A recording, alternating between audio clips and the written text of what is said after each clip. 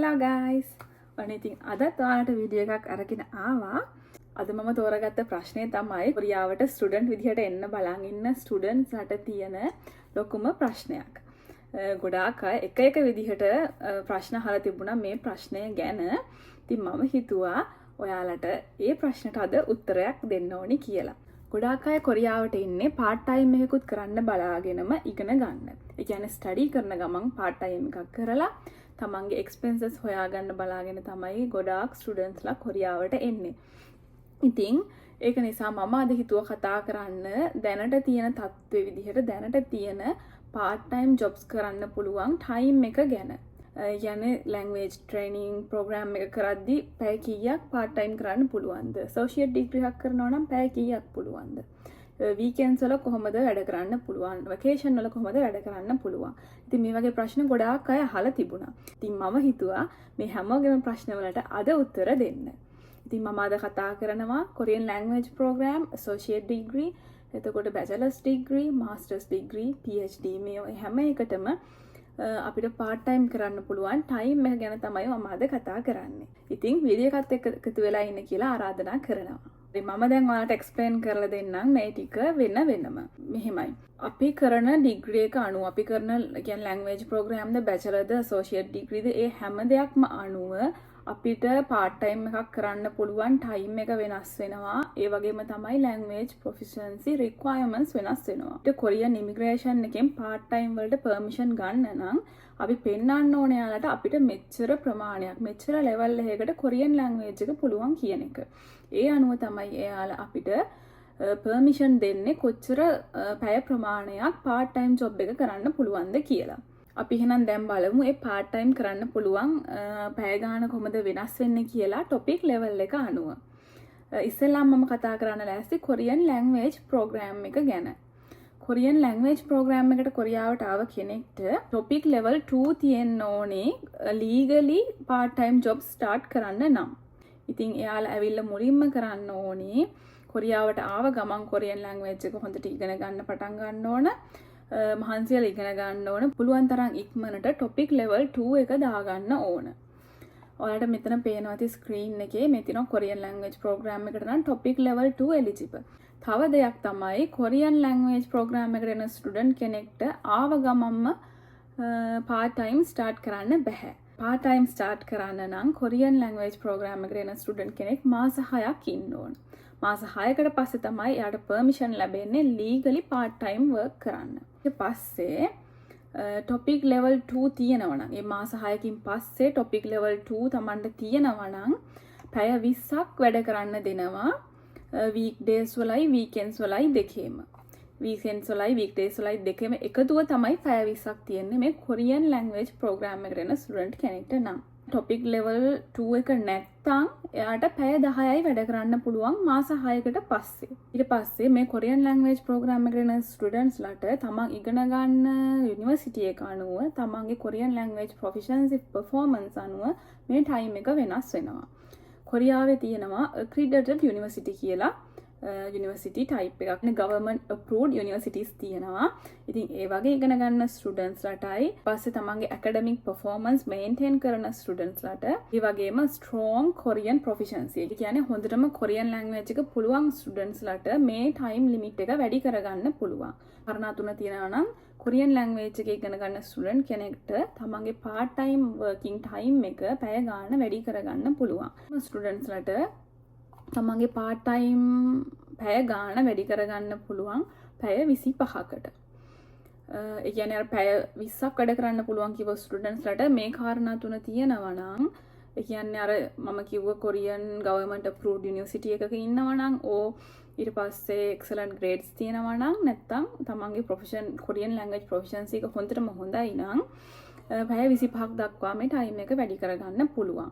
එහෙම තමයි Korean language එක ඉගෙන ගන්න students ලට part time කරන්න පුළුවන් පැය ගාන. ඊට පස්සේ අපි බලමු associate degree එකකට එන student කෙනෙක්ට, ඒ කියන්නේ diploma program එකකට එන student කෙනෙක්ට කොහොමද මේ පැය ගාන හම්බ වෙන්නේ කියලා. topic level 3 තියෙන්න ඕන associate degree එකට එන student කෙනෙක්ට නම් part time jobs start කරන්න. diploma එකට එන student කෙනෙක්ට නම් මාස 6ක් බලාගෙන ඉන්න ඕනේ නැහැ. කොරියාවට ඇවිල්ලා part time job start කරන්න. එයාලට ආව ගමම පුළුවන් වැඩ කරන්න පටන් ගන්න. associate degree එකට යන students ලටත් topic level 3 නැත්තම් පැය 10යි වැඩ කරන්න පුළුවන්. ඉතින් ඒ ස්ටුඩන්ට්ස් ලටත් තමන්ගේ යුනිවර්සිටි එක government approved university එකක් උණයි කියලා topic level 3 නැත්තම් ඒ time එක වැඩි වෙන්නේ නැහැ. එයාලටත් පැය 10ම තමයි වැඩ කරන්න පුළුවන්. topic level 3 තියෙනවා නම් පැය 25ක් වැඩ කරන්න පුළුවන් සතියකට. ඊට පස්සේ weekends වල එයාලට restriction එකක් නැහැ. ඒ කියන්නේ ඕන තරම් වැඩ කරන්න පුළුවන්. time එක unlimited. summarize කරොත් associate degree එකට යන students ලට topic level 3 තියෙනවා නම් පැය 25ක් වැඩ කරන්න පුළුවන් weekdays වල, weekends වල unlimited වැඩ කරන්න පුළුවන්. ඊට පස්සේ අර කිව්ව විදිහේ government approved university එකක් නම් තමන්ගේ Korean language එක හොඳටම තියෙනවා නම්, කියන්නේ topic level 3 එකට වඩා 4 5 වගේ Korean language level එකක් තියෙනවා නම් එයාලට 30 hours දක්වා මේ පැය ගාණ වැඩි කරගන්න පුළුවන්. ඊළඟට බලමු අපි bachelor degree එකට එන students ලට කොහොමද මේ පැය ගාණ ලැබෙන්නේ කියලා. bachelor එකකට එන students ලට පළවෙනි අවුරුදු දෙකේදී, ඒ කියන්නේ සාමාන්‍යයෙන් bachelor එකක් අවුරුදු 4ක්නේ කොරියාවේ. ඒකෙදි පළවෙනි අවුරුදු දෙකේදී part time work start කරන්න නම් topic level 3 එක තියෙන්න ඕන. බැරි වෙලාවත් මේ topic level 3 නැතුව part time කරනවා නම් ඒත්තර සුපුරුදු පරිදිම පැය 10යි තමා කරන්න පුළුවන් සතියකට. ඊට පස්සේ topic level 3 තියෙන student කෙනෙක්ට නම් weekdays වල පැය 25ක් වැඩ කරන්න පුළුවන්, weekends වල unlimited වැඩ කරන්න පුළුවන්. ඊට පස්සේ අර මම කිව්ව government approved university එකක් හෝ තමන්ගේ Korean language එක හොඳටම හොඳයි නම් පැය 30 දක්වා bachelor degree එකක් කරන student කෙනෙක්ට තමන්ගේ පැය ගාණ part time පැය ගාණ වැඩි කරගන්න පුළුවන්.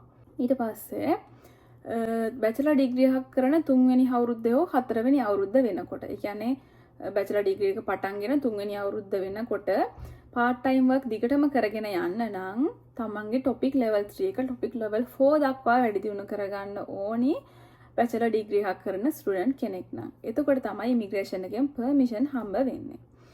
මේ topic level 4 එකට තමන් වැඩි දියුණු කරගත්තොත් තමන්ගේ Korean language level එක පැය 25ක් ඒත් වැඩ කරන්න පුළුවන්.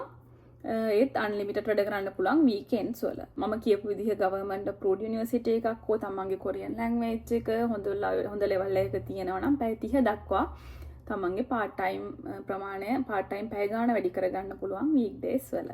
ඊට පස්සේ අපි බලමු masters or doctorate program. ඒ කියන්නේ masters PhD වලට කොහොමද මේ පැය ගාණ වෙනස් වෙන්නේ කියලා.